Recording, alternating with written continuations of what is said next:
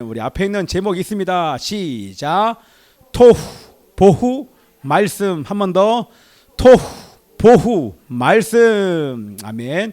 이 토후가 공허, 보후가 혼돈이에요. 땅이 공허하고 혼돈하니, 우리 창세기에 나온 그 말씀 있지 않습니까? 예. 공허와 혼돈과 공허가 토후 보후, 히브리어예요. 토후와 보후. 예. 이 말씀을 기억하면서 그 다음에 말씀, 혼돈과 공허가 있는 그 세상에 우리 살아계신 하나님의 말씀이 선포됩니다. 가장 첫 번째 하나님의 말씀이 뭐였어요? Let there be light. Let there be light 그랬더니 하나님의 빛이 비춰지는 거예요. 그렇죠? 태양이 생긴 게 아니라 하나님의 빛이 비춰지는 거예요. 하나님의 영광의 빛이 온 세상을 덮는, 마치 태양이 뜨면 그 빛으로 어둠이 물러가는 것처럼 공허하고 혼돈한, 토후하고 보후한 이 흑암으로 무질서한 이 세상에 하나님의 빛으로 말미암아 하나님의 아름다운 세상이 창조가 되는 장면이 우리 1장에 나왔는데, 그 창세기 1장에는 그 말씀과 똑같은 하나님의 말씀이 이 요한복음 첫 번째에 시작이 됩니다. 그래서 얼마나 이게 감격스러운지 모르겠습니다. 할렐루야. 자, 오늘 이제 요한복음을 강의를 하는데요, 저는 개인적으로 성경에서 가장 좋아하는 책을 고르라고 하면 저는 요한복음이에요. 요한복음이 얼마나 좋은지 모릅니다. 왜냐하면 제가 지금으로부터 한 30년 전, 20대 중반에 이 요한복음의 말씀을 통해서 선교사로서 제 삶을 하나님께 의탁하고 선교사의 삶을 살면서 여기까지 오게 됐습니다. 제 인생의 전환점이 되는 그게 바로 양수리 수양관 베델 성전에서 이 요한복음 말씀을 듣고 제 인생이 완전히 바뀌었어요. 지금까지 선교사가 아니라 그냥 계획 없는, 목적 없는 삶을 살다가 그날 하나님께서 저를 부르셨어요. 예림아, 너 나 사랑하느냐? 네, 제가 주님을 사랑합니다. 내 양을 먹여라. 내 양들을 위하여 선교사의 삶을 살아라. 네, 알겠습니다. 제가 주님을 위해서 선교사로 내 일생을 드립니다. 라고 울면서 제 삶을 의탁했던 그게, 그 말씀이 바로 요한복음의 말씀입니다. 그리고 성령님, 특별히 성령님, 다른 책도 또 성령에 대해서 강조하지만 이 요한복음에서 성령에 대해서 제가 배웠어요. 그리고 요한복음을 통하여 제가 예배에 대해서 배웠고, 요한복음의 여러 말씀들을 통해서 제가 날마다 지금도 살아나고 있고 날마다 은혜를 받는 말씀이 바로 요한복음이기 때문에 이 요한복음 말씀에 대한 기대감이 큽니다. 자, 그래서 요한복음을 통해 저와 여러분에게 주실 은혜가 기대가 됩니다. 아멘이죠? 요한복음을 통해 주시는 어떤 은혜도 다 받아 누리시는 여러분 되시기를 축복합니다. 아멘입니다. 자, 이제 잘 들으셔야 돼요. 할렐루야. 이거 좀 이따 가고요. 여러분들 2015년 6월 26일 미국 연방 대법원에서 결정이 났습니다. 근데 전 세계에 영향력을 끼치는 미국에서의 연방 대법원의 이 결정은 사실 그 파급 효과가 얼마나 컸는지 모릅니다. 그 결정은 다른 것이 아니라 동성 결혼을 합헌으로 결정했어요. 그 얘기가 뭐예요? 이 결정으로 미국은 전 세계에서 21번째 동성 결혼을 허용하는 동성 결혼 가능 국가가 된 것입니다. 그럼 여러분, 이 결정이요, 미국에서 동성 결혼 이 결정이 갑자기 결정된 것이 아니라 그 이전에 52개 주에서 중에서 36개 주에서 이미 동성 결혼을 결정을 하고 진행을 하고 있었어요. 그러나 미국 연방 대법원 전체를 통솔하는 이 연방 대법원의 결정을 따라서 이제는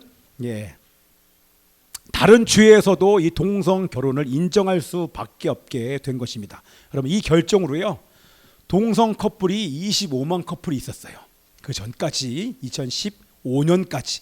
그러나 이 결정으로 그 다음에 2016년도에는 70%가 가까이 늘어서 56만 커플이 됩니다. 그리고 나서 2019년에는 100만이 넘었어요. 지금은 더 많겠죠. 벌써 2년이 지났기 때문에 지금 100만 명이 넘는 커플이 지금 있다고 하는 것입니다. 예. 동성 결혼이 합법화되자 이 백악관에서는 이것을 축하한 동성 결혼 역사적인 날이다라고 얘기하면서 이렇게 무지개 색깔의 조명을 띄웠어요. 이게 무슨 얘기예요? 리더 한 사람이 어떤 리더가 있는지가 그 나라의 운명을 결정한다는 것입니다. 그렇죠? 그때 있었던 그 대통령의 결정은 아니었지만 그 분위기가 사실은 이런 결정을 만들었다는 것입니다. 그리고 나서 더 문제는 뭐냐면 2016년 3월 그로부터 한 9개월 뒤에 동성애자들의 입양도 전국적으로 합법화됩니다. 이게 수순이에요. 동성 결혼이 결정되면 동성애자들 남자와 남자가 있고 여자가 여자가 있는데 그 부부가 아이 입양이 가능하게 되는 거예요. 자, 여러분들 보세요. 여러분들 제가 지금 드리는 이 얘기하는 이 내용들이 여러분들 어떻게 행복하게 느껴집니까? 마음이 편안하게 느껴져요? 그러지 않죠? 제가 지금 그것을 말씀을 드리는 거예요. 입양도 전국적으로 합법화되었고요. 여러분 미국에서는 90%가 하나님 신이 있다고 믿어요. 신이 있다고, 물론 그 중에는 하나님이 아니라 다른 것을 믿는 사람도 있긴 있겠지만 어쨌든 신이 있다고 믿는 사람들이 지금 통계요 2021년에 사는 미국 사람들의 90%가 신이 있다고 믿어요. 그런데 놀라운 결과는 뭐냐면 그 밑에 나와 있는 통계를 보니까 60%가 동성 결혼을 찬성해요.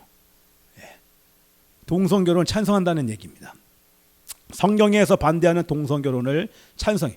여러분 심지어는 여러분들 아마 기사 보셨지요? 오늘 나눠드린 그 우리 복음기도 신문에는 여러분들 그 내용이 조금 나와 있는데, 미국 최대 개신교 입양 기관이 있어요. 교회에서 기관에서 운영하는 입양 기관까지도 동성 커플에게 아이를 위탁한다고 발표했어요.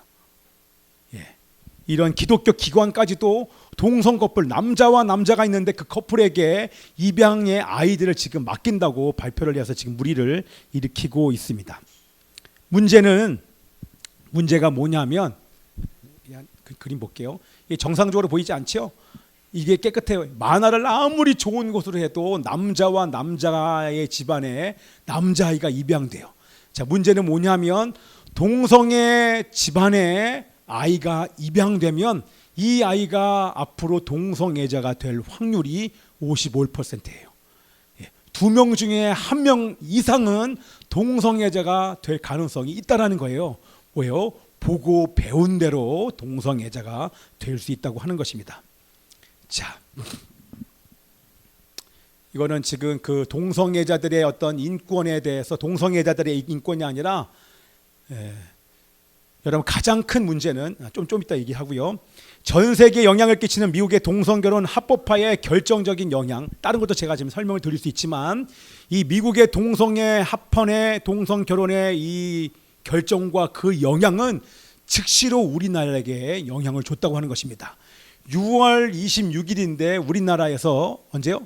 그때 아마 석중이랑도 같이 나갔을 거예요. 6월 28일 날. 자, 숨어서 하고 좀 작게 했던 동성애자들이 시청 앞 광장에서 모임이 2015년 6월 28일 날 동성애 모임이 퀴어 축제라는 그런 이름으로 그때부터 열리기 시작했습니다. 제가 그때 참석을 했는데 첫 번째 모임이잖아요. 그 펜스를 친 그 좌우로 전체를 삥 둘러서 우리 의무 경찰들이 5,000명이 동원돼서 거기를 지킵니다. 누구를 지켜요? 동성애자들을 지켜요. 한 사람의 결정에 의해서, 그 사람은 이미 지금 이제 돌아가셨지만 결정에 의해서 경찰들이 그들을 보호합니다. 밖에서는 막 북치고 장구치고 막 난리가 났어요. 그런데 밖에서 외신들이 보도하기를 이렇게 많은 사람들이 밖에서 축제하고 있다. 북치고 장구치면서 막 이것을 열렬하게 응원하고 환호하고 있다. 이렇게 보도하는 외신 보도도 여러분들이 있었어요. 밖에서는 막 욕하고 서로 몸싸움하고 별의별 일들이 다 있었는데 저는 너무나 안타까운 게 뭐냐면 예림에서 잘 봐봐. 여기 잘 봐요. 너무 안타까운 게 뭐냐면 거기를 들어가는 아이들이 어떤 사람들이 들어가는지 제가 봤어요. 그때 저는 거기만 있었던 것이 아니라 계속 돌아다니면서 봤어요. 그랬더니 중학생 아이들, 고등학생 아이들, 청년들 온갖 화려하게 화장을 하고 곳곳에서 이제는 모든 게 다 오픈이 돼서 주변에서 중학생, 고등학생, 뭐 청년들 할 거 없이 다 막 담배를 피는데 얼마나 많이 펴대는지 몰라요. 그날만큼은 자기들이 이제는 이게 자유라는 거예요. 그런데 남자와 남자 아이들이 손잡고 들어가고 여자와 여자 아이들이 손잡고 들어가는데 그렇게 많은 아이들이 들어가는 걸 제가 처음 본 거예요.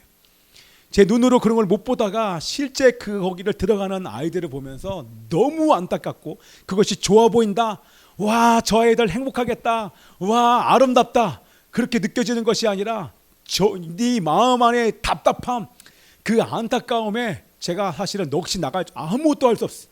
여기서는 동성애를 반대 집회를 막 하고 있는데 이 안에서는 너무나 막 축제 전형만 축제 분위기예요. 그런데 제가 거기에 앉아서 여기와 저기를 보는데 이것도 이상하고 이것도 이상한 거예요.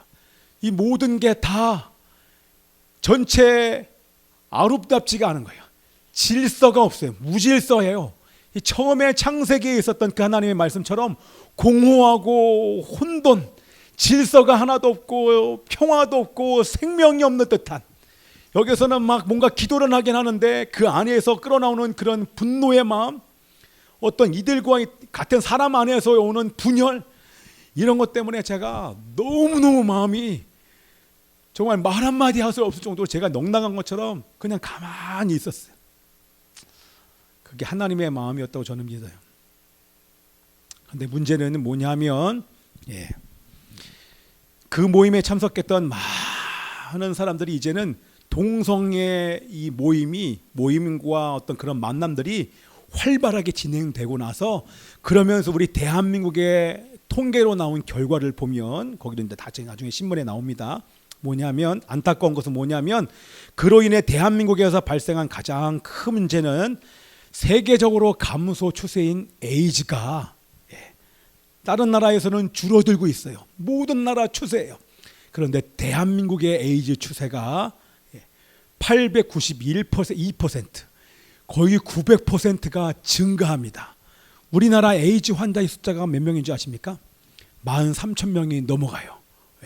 2000년도에는 우리 그 중에서도 집중적으로 20대, 30대 청년층에 집중돼 있고, 그리고 2000년도에는 우리 청소년의 에이즈 환자는 단 4명이었어요. 그런데 지금 평균적으로 40명, 50명이 계속 발생하면서 지금 숫자는 400명, 500명이 넘습니다. 그럼 청소년들이에요. 고등학생들, 특별히 고등학생들 에이즈 환자가 그들이 알바하면서 돈을 준다니까 알바를 했는데 그러면서 걸린 아이들. 여러분들 에이즈 환자의 평균 수명은 에이즈가 뭐 불치병이 아니다, 약이 나왔다 얘기하지만 에이즈 환자들은 대부분 40대에 다 사망을 합니다. 40대 사망을 해요. 쓸쓸하게 사망을 해요. 자, 여러분, 요것과 함께 지금 우리나라에 계속 닥치고 있는 여러 가지 어려움들이 많이 있잖아요. 낙태죄, 그렇죠? 낙태죄가 지금 거의 폐지가 되었죠. 지금 여당에서 계속 개정안을 올리는데 계속 유보하고 있잖아요. 그래서 무고한 생명을 합법적으로 죽이는 불법 살인이 여러분 하루에 몇 명이 죽어나가는 줄 아십니까? 연간 100만 명이 넘는 아이들이 죽고 있어요. 그것을 하루로 환산을 하면 어떻게 돼요? 여러분 출산율은 30만이에요. 출산율보다 2배, 3배가 더 많아요. 100만 명 이상이 지금 죽어가는. 제가 말하는 것은 이 낙태죄가 불법이었을 때가 100만 명이었어요. 그런데 이게 거의 낙태죄가 폐지가 된 지금에서의 이 불법 살인은 이름 말할 수 없는 정도의 아이들이, 무고한 생명이, 여러분 태아는 생명이고 태아 중에 있는 태아를 죽이는 것은 살인인데 이 불법적인 살인이 하루에도 3,000건 이상이 지금 발생을 하고 있는 거예요. 하루에도 3,000명 이상의 아이가 지금 죽고 있는 거예요. 그런 불법을 지금 이 나라에서 자행을 하고 있다고 하는 것입니다. 여러분 거기에 하루가 멀다고 동성결혼을 합법시키려고 하는 차별금지법, 차별 금지법이 여러분 건강가정 기본법, 여기 신문에 지금 많이 나오잖아요. 기독교 신문에 건강가정 기본법 학생 인권 종합 계획이라는 그런 이름으로 계속 발의되고 시행되려고 합니다. 자, 여러분들 보세요. 동성 결혼, 그 가정에 입양된 아이, 낙태, 에이즈에 걸린 청소년, 이런 상황을 여러분이 보시면, 보세요. 석중아 보고 있지? 약간 기울었는데 저 몸이 약간 이러면서 예. 지금 밤 안 샜잖아. 밤 샜어. 잘했어. 눈 크게 떠서. 예. 힘들면 옆에 서서 말씀 들어도 괜찮아. 여러분 보세요. 제가 무슨 얘기를 하는 거예요? 오늘 이게 요한복음 말씀과 무슨 상관이에요? 제가 지금 얘기한 동성결혼, 그 가정 입양된 아이들, 낙태, 에이즈에 걸린 청소년, 만약에 우리 아이라고 생각해 보세요. 예. 이런 상황과 모습을 보면서 여러분의 마음속에 야, 잘됐다. 와, 아름답다. 와, 질서가 있다. 와, 행복하다. 라고 느낄 수 있겠습니까? 예. 우리나라를 비롯한 동성 결혼을 인정하는 나라들의 공통점이 있어요. 제가 여러 공통점이 있지만 그 중에 가장 중요한 것만 여러분에게 말씀을 드리면, 이런 나라들의 공통점은 잘 사는 나라라는 거예요. 경제적으로 부강한 나라들, 물질의 풍요가 있는 나라들에서 이런 문제가 발생한다는 것입니다. 그래서 우리는 여기서 여러분들 대답해 보세요. 질문을 하지 않을 수가 없습니다. 과연 나라가 경제적으로 잘 살면 현재의 모든 문제가 저절로 여러분 해결됩니까?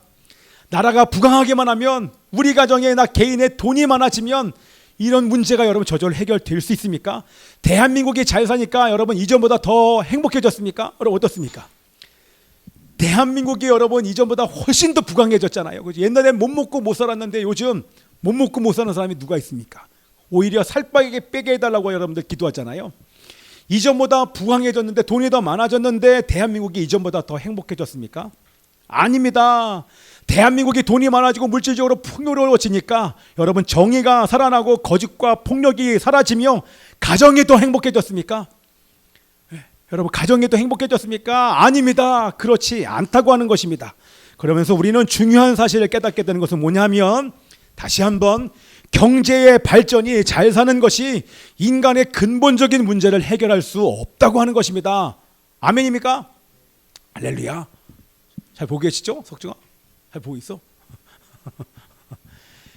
경제적인 문제, 여러분 돈이 여러분의 문제의 근본적인 문제를 해결할 수 없어요. 자, 앞에 거 보세요. 자, 이건 좀 이따가 제가 말씀을 드리는데, 하나님이 세상을 창조하셨을 때 세상이 얼마나 아름다웠는지 모릅니다. 눈살을 찌푸리게 하거나 가슴이 답답하게 할 만한 그 어떤 상황이나 피조물이 아무것도 없어요. 모든 피조물들이 얼마나 조화를 이루고 아름답고 평화와 생명이 있는지 모릅니다. 그런데 질서가 있었던 그 세상에 평화가 있고 생명이 있었음에도 불구하고 그런 세상에 아름다움이 깨지는 사건이 발생을 합니다. 평화가 깨지면서 어둠이 발생한 사건이 있었으니 그게 뭐예요? 예레미야? 예, 말씀이 나온 것처럼 한번 읽어봅시다. 시작. 여호와 하나님이 그 사람에게 명하여 이르시되, 동산 각종 나무의 열매는 내가 임의로 먹되 선악을 알게 하는 나무의 열매는 먹지 말라. 내가 먹는 날에는 반드시 죽으리. 내가 먹는 날에는, 다 같이 시작. 내가 먹는 날에는 반드시, 너희가 육신대로 살면 반드시 죽을 것이로되, 육신대로 살면 반드시 죽을 것이로되, 너희가 내 말에 순종하지 않고 네 마음대로 네 육을 따라 네 육이 원하는 대로 살면 너는 반드시 죽는다. 여러분 아담과 하와가 죽었습니까? 안 죽었습니까?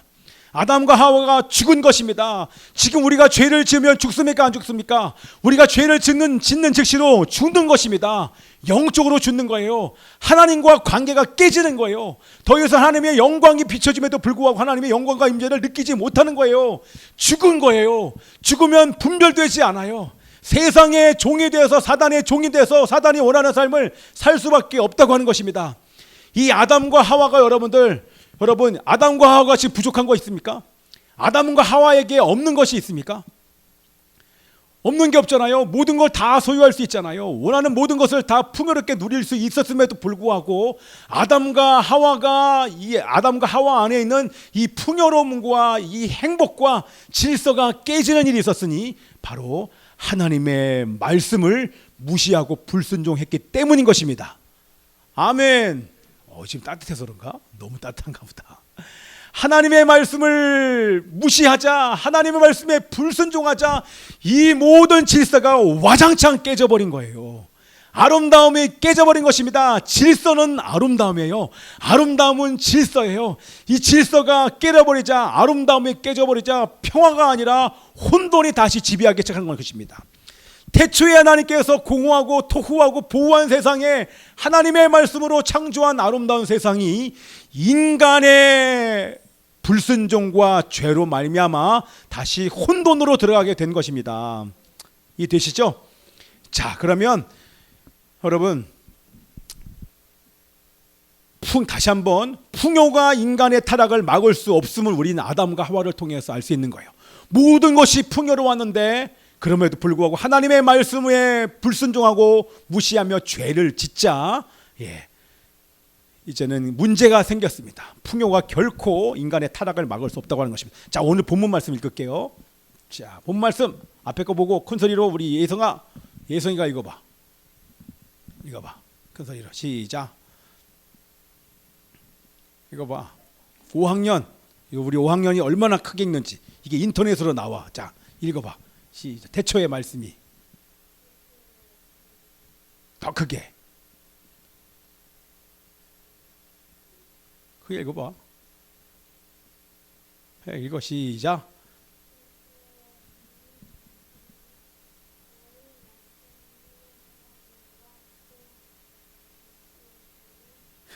내가 잘못 썼어. 2절은 우리 예림이 시작. 그가 만물이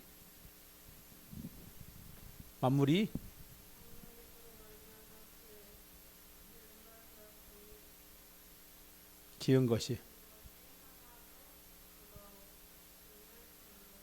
아멘. 나중에 들어봐 인터넷에서 언제 니들 목소리 나오는지. 아멘입니다. 자, 이 세상이 여러분 어떻게 지어졌습니까? 하나님의 말씀으로 지어졌습니다. 원래 세상은 여기 나와 있는 것처럼 여기 나와 있잖아요. 창세기 말씀에 나와 있잖아요. 세상은 혼돈하고 공허하였습니다. 토후하고 보후한 세상이 어둠으로 꽉 찬 세상이야. 우리 그림으로 표현하면 자, 보입니까? 이게 지금 그림이 있는 거예요. 세상이 지금 흑암을 얘기하는 거예요. 토후하고 보후한 세상이었어요. 혼돈과 무질서, 공허하고 텅 빈 세상이었어요. 그 텅 빈 세상을 향해서 우리 하나님의 말씀이 있었습니다. 토후하고 보후한 세상에 하나님의 말씀이 있었으니 첫 말씀이 뭡니까? 빛이 있으라, let there be light 했더니 선포되자 이렇게 빛이 비춰진 거예요. 하나님의 영광의 빛이 비춰진 것입니다. 그랬더니 어떻게 됩니까? 하나님의 빛이 비춰지자 모든 것이 질서 반듯한 세상에, 공허하고 혼돈했는데 갑자기 이게 질서 반듯한 세상이 되면서 세상이 아름다워진 것입니다.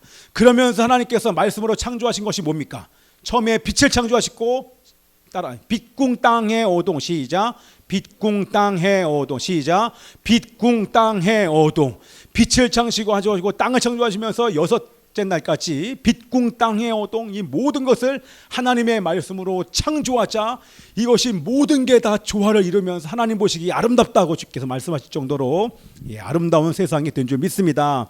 아멘. 그래서 여러분들 창세기의 말씀에서 가장 중요한 것은 하나님이 빛궁 땅해 오동 첫째 날 둘째 날 무엇을 창조하셨냐가 중요한 것이 아니라 천지와 만물이 어떻게 존재하게 되었는지가 가장 중요한 메시지입니다. 그것은 바로 하나님의 말씀으로 세상에 창조된 줄 믿습니다. 아멘. 그 얘기는 뭐예요? 인간의 근본 문제도 하나님의 말씀으로만 해결될 수 있습니다. 토후하고 보호한 세상의 무질서를 해결하고 어두운 세상을 아름다운 세상으로 바꿀 수 있는 오직 유일한 길은 생명에 비치신 당신의 말씀밖에 없음을 믿습니다. 아멘. 이게 다예요. 이해되시죠? 대한민국에 나타나고 있는 동성애, 차별금지법, 낙태, 이혼, 폭력, 에이즈, 더 나아가서 남북의 문제인 남북 통일 등의 문제를 한마디로 얘기를 하면 죄로 인한 혼돈, 무질서, 공허, 어둠이라고 말할 수 있습니다. 그렇죠? 이것은 경제적인 번영이나 물질로 결코 해결할 수 없습니다. 더 나아가서 우리 자녀의 문제가 얼마나 많아졌습니까? 그렇죠? 예전보다 더 많아졌어요. 자녀의 문제, 가정의 문제, 사회의 문제, 지금 다 말씀드리진 않아도 너무나 많은 문제들 홍수 속에 있는데 그 모든 문제는 돈으로 해결할 수 없습니다. 아멘. 하나님의 말씀만이 질서를 회복할 수 있고 아름다움을 회복할 수 있습니다. 더 나아가서 오늘 드리고 싶은 말씀 중에 하나는 뭐냐면 그 생명의 말씀이 있는 주님의 몸된 교회가 이 모든 사회의 근본적인 문제를 해결할 수 있다고 하는 것입니다. 이해되시죠? 하나님의 말씀이 해결하는데 하나님의 말씀이 있는 여러분들, 주님의 몸된 교회를 통하여 하나님이 이 근본적인 문제를 해결하기를 원하신다는 것입니다. 그러나 세상을 아름답게 할 교회가 하나님의 말씀을 무시하고 세상과 타협을 하게 되자 개인과 가정과 사회와 이 나라 안에 문제가 생긴 것입니다. 그렇기 때문에 우리 기독교인들이 회개를 해야 되는 다 아시잖아요. 그죠? 여러분들? 이것은 다른 사람의 문제가 아니라 하나님의 말씀으로 이 땅을 통치해야 될 주님의 몸된 교회, 생명의 말씀이 있고 빛을 비춰야 될 교회가 빛을 비추지 않고 세상과 타협하기 때문에 이런 문제가 지금 이런 사회 문제가 대두가 되는 것입니다. 그렇죠? 그렇기 때문에 이 깨어진 질서가 깨져버린 토후하고 보호한 세상을 우리는 아름답고 질서 있는 하나님의 세상으로 만들기 위해서 우리가 빛을 비춰야 됨을 믿습니다. 아멘이죠? 여러분 어떻습니까? 이제 마지막 여러분들에게 질문 드리면 지금쯤이면 우리 선영자매가 나와가지고 반주를 딱 해야 되는데 야 그렇구나. 네. 자, 여러분들에게 질문을 합니다. 여러분들은 어떠세요? 여러분들은 하나님께서 주시는 그 풍성함 그리고 아름다움과 평화를 누리고 있습니까? 이렇게 얘기하면 꼭 남 얘기하는 것 같잖아요. 여러분들 안에 여러분 가정 안에 평화가 있습니까? 여러분 개인 삶에 아름다움이 있습니까? 질서가 깨지지 않았습니까? 아니면 집에 가면 뭔가 질서가 깨진 것 같아. 뭔가 우리 가정만 오면 답답해. 마음이 뭔가 안타까움이 계속 느껴져. 우리 자녀들을 봐도 뭔가 안타까움이 느껴져 라고 하는 것은 이유가 뭡니까? 그 얘기는 우리가 말씀 위에 서 있지 않기 때문에 그런 것입니다. 우리 자녀에게 느끼는 그 안타까움은요, 자녀가 말씀을 붙잡지 않아서 그런 거예요. 내가 말씀을 붙잡지 않아서 우리 가정이 말씀을 붙잡지 않았기 때문에 우리 가정에 어둠이 있다고 하는 것입니다. 여러분 하나님의 말씀만이 토후하고 보호한 삶을 아름다움이 가득한 질서 잡힌 삶으로 바꿀 수 있다고 하는 것입니다. 아멘. 그래서 살아계신 하나님의 말씀에 순종하는 여러분 되시길 축복하며 기도합니다. 아멘이죠. 오늘 요한복음을 들어가면서 제가 막 이 말씀 가지고 강의하면서 갈 수 있었겠지만 그러나 하나님의 말씀이 얼마나 중요한지 이제 다음 주에 가면 그 토후하고 보호한 세상에 빛이 있으라 말씀하시는 그 빛이신 말씀이 바로 예수 그리스도에 대해서 함께 다음 시간부터 쭉 나누도록 하겠습니다. 아멘. 할렐루야. 아멘입니다. 선영대매 보고 싶네, 그치? 자, 반주해 주세요. 아무거나. 그래서 우리 이 시간 한번 기도하기를 원합니다. 여러분들, 제가 우리 가정이요 지금 이제 몇 년 됐는지 모르겠는데 제가 늘 우리 토요일마다 하는 기도가 뭐냐면 하나님, 우리 가정 말씀 위에 세워주십시오. 우리 자녀들 말씀을 붙잡게 도와주십시오. 말씀 위에 세워지는 가정, 말씀 위에 세워지는 우리 자녀들 될 수 있도록, 그리고 사실 여러분들 위한 기도도 마찬가지예요. 그래서 여러분들 향해서 내가 매일매일 기도하는 첫 번째 기도의 제목은 뭐냐면 하나님, 이분이 말씀을 영접하게 하여 주옵소서. 빛을 받아들이게 하소서. 예수님을 끊임없이 영접하게 하소서. 그 예수님의 영광의 빛으로 말미암아 다 살아나게 하여 주십시오. 가정이 말씀 위에 서게 하여 주십시오. 이게 저의 매일매일의 여러분들을 향한 기도의 제목입니다. 여러분, 말씀이 아니고서는 여러분이 지금 느끼고 있는 그 어둠과 혼돈, 무질서가 결코 회복되지 않아요. 이게 정답인 거 우리가 다 알잖아요. 이 사회의 문제, 여러분 개인의 문제, 가정의 문제가 말씀이 아니고서는 결코 해결될 수 없습니다. 그러면 어떻게 해결됩니까? 우리의 힘으로 이 모든 일들을 다 해결할 수 있습니까? 아니에요. 내가 말씀 위에 서면 하나님은 나를 통해서 세상을 바꾸시는 것은 하나님께서 하실 일이에요. 전체를 다 바꿀 수는 없어요. 그러나 하나님의 말씀에 순종하는 그 한 사람과 교회를 통하여서 하나님은 아름다운 세상으로 만들어 가고 있습니다. 그 깨어있는 사람들 때문에 지금 전 세계가 이 정도인 거예요. 만약에 그렇게 말씀 위에 서 있지 않는, 그렇게 서 있는 사람들이 교회가 없었다고 하면 지금 당장 하나님의 심판이 임하였을 것입니다. 그래서 세상이 점점 악해져 그걸 판단하는 것이 아니라 내가 매일매일 말씀 위에 서야 하는 이런 사명을 잃어버리지 않냐고 말씀을 쫓아 순종하는 여러분들 축복하며 기도합니다. 우리 함께 시간 기도하기를 원합니다. 살아계신 아버지 하나님이시여, 하나님의 말씀을 붙잡게 하여 주옵소서.